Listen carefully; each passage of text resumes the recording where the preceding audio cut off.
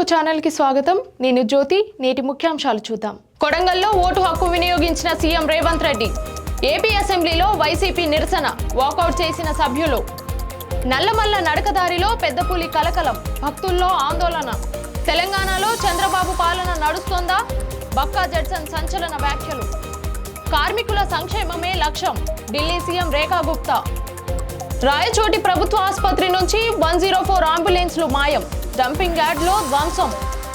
మేడ్చల్లో ఓటర్లకు నకిలీ వెండి నాణేలు పంపిణీ. కెనడా స్కూల్లో కాల్పులు, 10 మంది మృతి.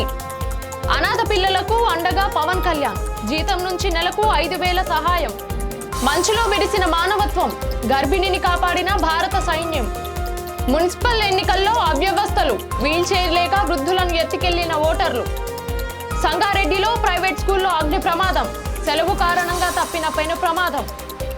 ఇండియా అమెరికా తాత్కాలిక వాణిజ్య ఒప్పందంపై రాహుల్ గాంధీ ఘాటు విమర్శలు. 2047 నాటికి $3.4 ట్రిలియన్ ఆర్థిక వ్యవస్థే లక్ష్యం, ఏపీ గవర్నర్. తెలంగాణ ముఖ్యమంత్రి రేవంత్ రెడ్డి కొడంగల్లో తన ఓటు హక్కును వినియోగించుకున్నారు. హైదరాబాద్ నుంచి ప్రత్యేక హెలికాప్టర్లో తాండూరులో హెలిప్యాడ్కు చేరుకున్న సీఎం అక్కడి నుంచి పోలింగ్ కేంద్రానికి వెళ్లి 6వ వార్డులో ఓటు వేశారు. ఓటు వేసిన అనంతరం ప్రజాస్వామ్యంలో ప్రతి ఒక్కరూ ఓటు హక్కు వినియోగించుకోవాలని ఆయన పిలుపునిచ్చారు. పోలింగ్ కేంద్రం వద్ద స్థానికులతో కొద్దిసేపు ముచ్చటించిన సీఎం ఎన్నికల ప్రక్రియపై సంతృప్తి వ్యక్తం చేశారు.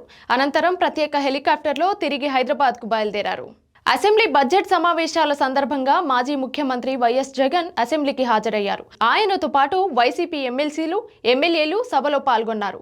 ఈ సందర్భంగా ప్రభుత్వానికి వ్యతిరేకంగా వైసీపీ సభ్యులు నినాదాలు చేస్తూ నిరసన వ్యక్తం చేశారు. రాష్ట్రంలో శాంతి భద్రతలు కాపాడాలని, వైసీపీకి ప్రతిపక్ష హోదా ఇవ్వాలని, సభ్యుల హక్కులను పరిరక్షించాలని డిమాండ్ చేశారు. తమ డిమాండ్లపై ప్రభుత్వం స్పందించకపోవడంతో జగన్ నాయకత్వంలో వైసీపీ సభ్యులు అసెంబ్లీ నుంచి వాకౌట్ చేశారు. దీంతో సభలో ఉద్రిక్త పరిస్థితులు నెలకొన్నాయి. నల్లమల్ల అడవిలోని శ్రీశైలం నడకదారిలో పెద్దపులి ప్రత్యక్షమవ్వడంతో భక్తుల్లో ఒక్కసారిగా భయం నెలకొంది. ఆలయ దర్శనానికి వెళ్తున్న సమయంలో అడవి మధ్యలో పులి కనిపించడంతో కొందరు భక్తులు తమ సెల్ ఫోన్లతో ఈ దృశ్యాలను చిత్రీకరించారు. పులి కొద్దిసేపు దారి వద్ద సంచరిస్తూ తిరిగి అడవిలోకి వెళ్లిపోయినట్లు సమాచారం. ఈ ఘటనతో భక్తులు ఆందోళనకు గురయ్యారు. సమాచారం అందుకున్న అటవీ శాఖ అధికారులు అప్రమత్తమై నడక మార్గంలో గస్తీ పెంచారు. భక్తులు జాగ్రత్తగా ప్రయాణించాలని, గుంపులుగా మాత్రమే వెళ్లాలని అధికారులు సూచిస్తున్నారు. తెలంగాణ రాజకీయాల్లో బక్కా జడ్సన్ చేసిన వ్యాఖ్యలు చర్చనీయాంశంగా మారాయి. ఈ రోజు తెలంగాణకు చంద్రబాబు ముఖ్యమంత్రిలా వ్యవహరిస్తున్నారని, రేవంత్ రెడ్డి షాడో ముఖ్యమంత్రిలా మారిపోయారని ఆయన ఆరోపించారు. చంద్రబాబుపై విమర్శలు చేస్తే కేసులు పెడతామని తెలంగాణ పోలీసులు నోటీసులు ఇవ్వడం ఏంటని ప్రశ్నించారు. తెలంగాణ పోలీసులకు జీతాలు ఏపీ ప్రభుత్వం ఇస్తుందా లేక తెలంగాణ ప్రభుత్వం ఇస్తుందా అంటూ విమర్శలు గుప్పించారు. తెలంగాణపై చంద్రబాబు అధికారం నడుస్తుందనడానికి ఇదే సాక్ష్యం అని పేర్కొన్నారు. ఈ వ్యాఖ్యలు రాజకీయ వర్గాల్లో తీవ్ర చర్చకు దారితీశాయి. మునుపటి ప్రభుత్వాల కాలంలో ఇబ్బందులు ఎదుర్కొంటున్న కార్మిక వర్గానికి ఈ ఏడాది లేబర్ డిపార్ట్మెంట్ ప్రత్యేక శ్రద్ధ తీసుకొని పలు సంక్షేమ పథకాలు అమలు చేయడం ఆనందంగా ఉందని ఢిల్లీ ముఖ్యమంత్రి రేఖా గుప్తా తెలిపారు. కార్మికుల అవసరాలను దృష్టిలో పెట్టుకొని చేపట్టిన కార్యక్రమాలను మంచి ఫలితాలు కనిపిస్తున్నాయని అన్నారు. 15,700 మంది కార్మికుల పిల్లలకు 12 కోట్ల విద్యా సహాయం, స్కాలర్షిప్లు అందించడం గొప్ప ముందడుగని పేర్కొన్నారు. అలాగే ఆరోగ్య సదుపాయాలు, తక్కువ ధరలో భోజనం అందించే అటల్ క్యాంటీన్లు వంటి పథకాలు ఢిల్లీని బలోపేతం చేస్తున్న కార్మికులకు ఎంతో ఉపయోగకరమని సీఎం వివరించారు. మంత్రి రాంప్రసాద్ రెడ్డి ఇలాకాలో సంచలన ఘటన వెలుగులోకొచ్చింది. రాయచోటి ప్రభుత్వ ఆసుపత్రి ఆవరణలో మరమ్మతుల పేరుతో పక్కన పెట్టిన 4 104 వాహనాలు మాయం కావడం కలకలం రేపుతోంది. ఈ వాహనాలను దొంగలించారంటూ 6 నెలల తర్వాత జిల్లా వైద్యాధికారి పోలీసులకు ఫిర్యాదు చేయడం అనుమానాలకు దావితీస్తోంది. కొంతమంది సిబ్బంది అనుమతి లేకుండా వాహనాలను డంపింగ్ యార్డుకు తరలించి వాటిని ధ్వంసం చేసి విడి భాగాలు అమ్ముకున్నారనే ఆరోపణలు వినిపిస్తున్నాయి. డంపింగ్ యార్డ్లో వాహనాలను ధ్వంసం చేస్తున్న వీడియో వైరల్ కావడంతో పోలీసులు కేసు నమోదు చేసి దర్యాప్తు చేపట్టారు. సిబ్బంది సహకారం లేకుండా ఇన్ని వాహనాలు ఎలా తరలించారన్నది ఇప్పుడు పెద్ద ప్రశ్నగా మారింది.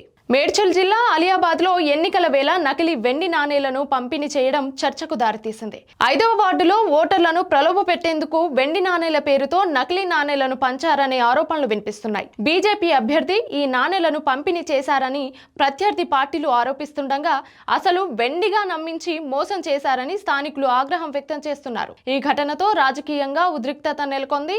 ఎన్నికల నియమావళి ఉల్లంఘన జరిగిందా అనే కోణంలో అధికారులు విచారణ చేపట్టే అవకాశం ఉంది.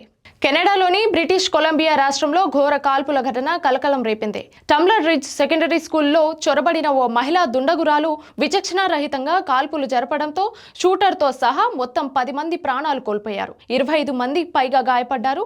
మధ్యాహ్నం 1:20 తుపాకీతో స్కూల్లోకి ప్రవేశించిన దుండగురాలు కాల్పులకు తెగబడినట్లు పోలీసులు తెలిపారు. ఘటనా స్థలికి చేరుకున్న రాయల్ కెనేడియన్ మౌంటెడ్ పోలీసులు లోపల 6 మృతదేహాలను గుర్తించారు. ఆసుపత్రికి తరలిస్తుండగా మరో వ్యక్తి మృతి చెందాడు. కాల్పులకు పాల్పడిన మహిళ అనంతరం తనను తాను కాల్చుకొని ఆత్మహత్య చేసుకున్నట్లు అధికారులు వెల్లడించారు. ఆమె నివాస ప్రాంతంలో మరో 2 మృతదేహాలు లభించాయి. గాయపడిన వారిలో 2 పరిస్థితి విషమంగా ఉండడంతో హెలికాప్టర్ ద్వారా ప్రత్యేక ఆసుపత్రికి తరలించారు. మిగతా వారికి స్థానిక ఆసుపత్రుల్లో చికిత్స కొనసాగుతోంది. కాల్పుల వెనుక ఉద్దేశం ఇంకా తెలియరాలేదు. ఈ ఘటనపై కెనడా ప్రధాని మార్క్ కార్నీ తీవ్ర దిగ్భ్రాంతి వ్యక్తం చేశారు. బాధిత కుటుంబాలకు సానుభూతి తెలియజేస్తూ ఫెడరల్ స్థాయిలో సహాయక చర్యలు చేపట్టాలని అధికారులకు ఆదేశించారు. జనసేన అధినేత పవన్ కళ్యాణ్ తన మానవతా దృక్పథాన్ని మరోసారి చాటారు. పిఠాపురం మండలం మాధవపురం గ్రామానికి చెందిన 2 అనాథ చిన్నారులను తన జీతం నుంచి ప్రతి నెల 5,000 ఆర్థిక సహాయం అందిస్తానని ప్రకటించారు. అంతేకాకుండా వారికి తక్షణమే ప్రభుత్వం నుంచి ఇల్లు మంజూరు చేయాలని అధికారులకు ఆదేశాలు జారీ చేశారు. చిన్నారుల చదువుల పూర్తి బాధ్యతను జిల్లా కలెక్టర్కు అప్పగించారు. పవన్ కళ్యాణ్ తీసుకున్న ఈ నిర్ణయం స్థానికంగా ప్రశంసలు అందుకుంటోంది. జమ్మూ కాశ్మీర్లోని టాంగ్ధార్ ప్రాంతంలో భారీ మంచు వర్షం మధ్య భారత సైన్యం మానవత్వాన్ని చాటింది. 26 ఏళ్ల గర్భిణి తీవ్ర వాతావరణ పరిస్థితుల్లో చిక్కుకుపోవడంతో వెంటనే స్పందించింది. ఆర్మీ సిబ్బంది ప్రత్యేక రెస్క్యూ ఆపరేషన్ చేపట్టింది. మంచు పొరల మధ్య కష్టమైన మార్గంలో ఆమెను సురక్షితంగా బయటకు తీసుకొచ్చి ఆసుపత్రికి తరలించారు. సైన్యం సమయోచిత చర్యతో తల్లి బిడ్డ ప్రాణాలు దక్కాయి. ఈ ఘటనపై స్థానికులు భారత సైన్యాన్ని అభినందిస్తున్నారు. మున్సిపల్ ఎన్నికల నిర్వహణలో ఓటర్లు తీవ్ర ఇబ్బందులు ఎదుర్కొంటున్నారు. పోలింగ్ కేంద్రాల్లో కనీస సదుపాయాలు లేక ఓటర్లు నానా తంటాలు పడుతున్నారు. ముఖ్యంగా వృద్ధులు, దివ్యాంగుల కోసం వీల్ చైర్లు అందుబాటులో లేకపోవడంతో వారిని ఇతర ఓటర్లు చేతుల మీద మోసుకొని పోలింగ్ కేంద్రాల్లోకి తీసుకువెళ్లాల్సిన పరిస్థితి నెలకొంది. జనగామ పట్టణంలోని సెంట్ పాల్ స్కూల్లో ఏర్పాటు చేసిన పోలింగ్ బూత్ నెంబర్లు 47, 48 వద్ద ఈ దృశ్యాలు కనిపించాయి. అలాగే మెడికల్ క్యాంపులు కూడా ఏర్పాటు చేయకపోవడంపై విమర్శలు వెల్లువెత్తుతున్నాయి. అధికారుల నిర్లక్ష్యంపై ఓటర్లు ఆగ్రహం వ్యక్తం చేస్తున్నారు. సంగారెడ్డి జిల్లా పోతిరెడ్డి పల్లిలోని శ్రద్ధ ప్రైవేట్ స్కూల్లో అగ్ని ప్రమాదం చోటు చేసుకుంది. ఒక్కసారిగా మంటలు స్కూల్ భవనం మొత్తం వ్యాపించడంతో స్థానికులు భయాందోళనకు గురయ్యారు. అయితే మున్సిపల్ ఎన్నికల నేపథ్యంలో స్కూళ్లకు సెలవు ఉండడంతో విద్యార్థులు, సిబ్బంది ఎవరూ లేకపోవడంతో పెద్ద ప్రమాదం తప్పింది. సమాచారం అందుకున్న అగ్నిమాపక సిబ్బంది ఫైర్ ఇంజన్తో సంఘటన స్థలానికి చేరుకొని మంటలను అదుపులోకి తెచ్చారు. షార్ట్ సర్క్యూట్ కారణంగా ఈ ప్రమాదం జరిగినట్లు అనుమానిస్తున్నారు. ఈ ఘటనపై అధికారులు విచారణ చేపట్టారు. ఇండియా, అమెరికా మధ్య జరిగిన తాత్కాలిక వాణిజ్య ఒప్పందంపై లోక్సభలో ప్రతిపక్ష నేత రాహుల్ గాంధీ కేంద్ర ప్రభుత్వంపై తీవ్ర విమర్శలు చేశారు. దేశ ప్రయోజనాలను తాకట్టు పెట్టారని ఆరోపించారు. లోక్సభలో మాట్లాడిన ఆయన, మీరు భారత్ మాతను అమ్మేశారు, దేశ ప్రయోజనాలను తాకట్టు పెట్టారంటూ వ్యాఖ్యానించారు. ప్రపంచంలో ఏకైక సూపర్ పవర్ యుగం ముగిసిందని, జియోపాలిటిక్స్ ఉద్రిక్తతలు పెరుగుతున్నాయని ప్రభుత్వం స్వయంగా అంగీకరిస్తుందని గుర్తు చేశారు. అమెరికా శక్తి, ఆర్థిక వ్యవస్థలను ఆయుధాలుగా ఉపయోగిస్తుందని, ఏ దేశం నుంచి చమురు కొనకూడదని అమెరికా చెబితే అది మన ఇంధన భద్రతపై బయట నియంత్రణే కాదా అని ప్రశ్నించారు. ప్రధాని మోదీ సాధారణ పరిస్థితుల్లో భారత్ను అమ్మరు అని తాను నమ్ముతున్నానని, కానీ ఆయనపై బయటి ఒత్తిడి ఉందని ఆరోపించారు. ప్రధాని కళ్ళల్లో భయం కనిపిస్తుందంటూ వ్యాఖ్యానించారు. టారిఫ్ల అంశాన్ని ప్రస్తావిస్తూ సగటు సుంకాలు 3% నుంచి 18% పెరిగాయని, అదే సమయంలో అమెరికా నుంచి దిగుమతులు $46 బిలియన్ నుంచి $146 బిలియన్ పెరుగుతున్నాయని తెలిపారు. అమెరికా నుంచి స్పష్టమైన హామీలు లేకపోయినా భారత్ భారీ రాయితీలను ఇస్తోందని విమర్శించారు. ఈ వ్యాఖ్యలపై కేంద్ర ప్రభుత్వం నుంచి ఇంకా అధికారిక ప్రతిస్పందన రాలేదు.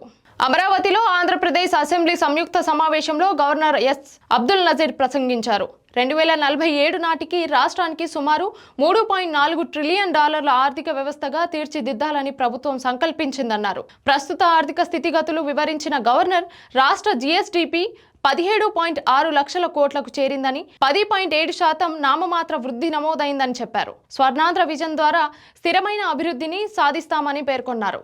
సూపర్ 6 హామీల కింద ఏడాదికి దాదాపు 33,000 కోట్ల జీడీపీ ద్వారా ఖర్చు చేస్తున్నట్లు తెలిపారు. పోలవరం ప్రాజెక్టును 2027 జూన్ లోపు పూర్తి చేయాలనే లక్ష్యంతో ముందుకెళ్తున్నామని తెలిపారు. అమరావతిని శాశ్వత రాజధానిగా చట్టబద్ధ హోదా ఇవ్వడానికే కేంద్రం చర్యలు ప్రారంభించిందని తెలిపారు. సమావేశం ప్రారంభమైన వెంటనే ప్రతిపక్ష హోదా కోరుతూ నినాదాలు చేసిన వైఎస్ఆర్సీపీ సభ్యులు మాజీ సీఎం వైఎస్ జగన్మోహన్ రెడ్డి నేతృత్వంలో సభ నుంచి వాకౌట్ చేశారు. అసెంబ్లీ సమావేశాలు మార్చి 7 వరకు కొనసాగనున్నాయి. ఇది ఇవాల్టి బులెటిన్ అప్డేట్స్. మరొక బులెటిన్తో మళ్ళీ కలుద్దాం. చూస్తూ ఉండండి తొలి పలుకు న్యూస్.